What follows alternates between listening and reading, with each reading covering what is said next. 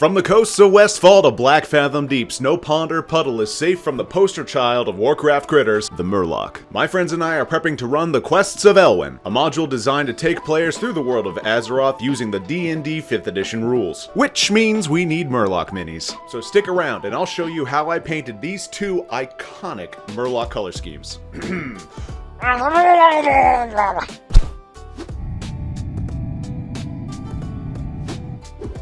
Some of you may recognize these miniatures as the Tide Hunters from the Warcraft Rumble mobile game. Not so long ago, they released all of the models in the games as free STLs. They're still available online, and I have a link in the description for you to download. I start with a little sand and cat litter on the base, fixed in place with wood glue and a coat of gray Krylon primer. However, with the green Murlocs, I'm going to lightly apply some demonic yellow spray from Army Painter. I'm hoping this will help the green and red portions be a little more vibrant using less coats of paint, perhaps even tie the colors together.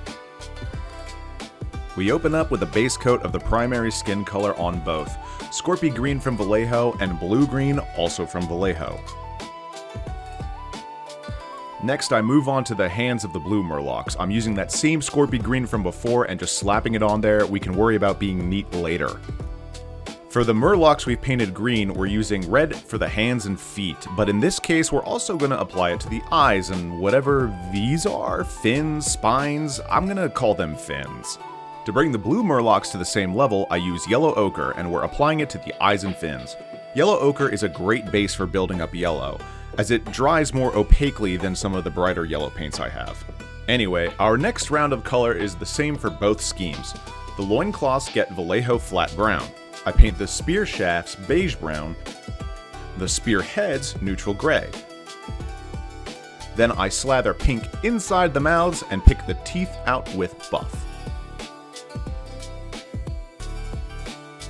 And while I still have some bone-toned paint on the palette, I'm going to paint some fixed stripes down the flanks of these Murlocs. Starting with a triangle right before the eyes, hit the lower eyelids, and then we're going to go down to about the third fin. For the green Murlocs, I'm going to add 2 blocks of blue-green, and this is also when I realized that tree frogs have the same pattern. The scheme is identical. However, our blue fellas get blocks in royal blue. And with whatever buff I have left on the palette, I'm going to dry brush the spearheads to add a little bit of dimension and some natural stonish color variation. So Murlocs have these dots on their sides, and I'm going to show you a nifty trick for knocking those out. By trimming the end of a toothpick, I can make consistent dots by dipping the end in paint. Using this method, I dot some yellow ochre and flat red on the blue and green Murlocs respectively. The base coats are now done, so I'm going to mix up a little bit of glaze using black wash and glaze medium. This thins out the wash and keeps it from knocking back the vibrant colors too much, but also this mix is just so buttery and a real treat to slather on the model. It's the little things, you know? So now we're going to start building things back up, aiming for the ridges and higher spots of the model. As before, Scorpy Green and Blue Green respectively. Then same for the hands and feet, paint everything but the deepest recesses. This goes for the tongue, teeth, loincloth, and buff areas as well.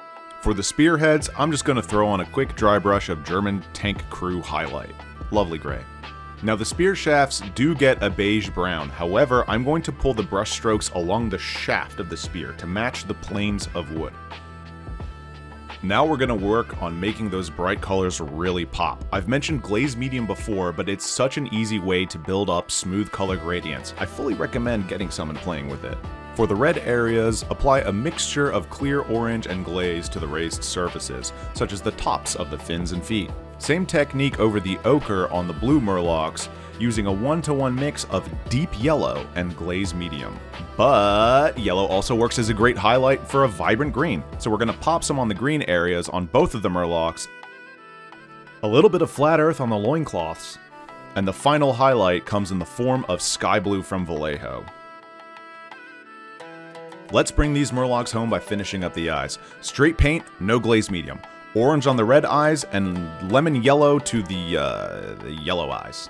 Now, once the eyeballs are dry, I'm going to add in the pupil with a 3-0 brush, the thinnest I have. I'm going to pull 2 lines downward from a single point so they form a narrow little triangle. For details like this, I like my paint a little bit thicker, it gives me more control. Then our final touch is a little white dot to the right of each iris.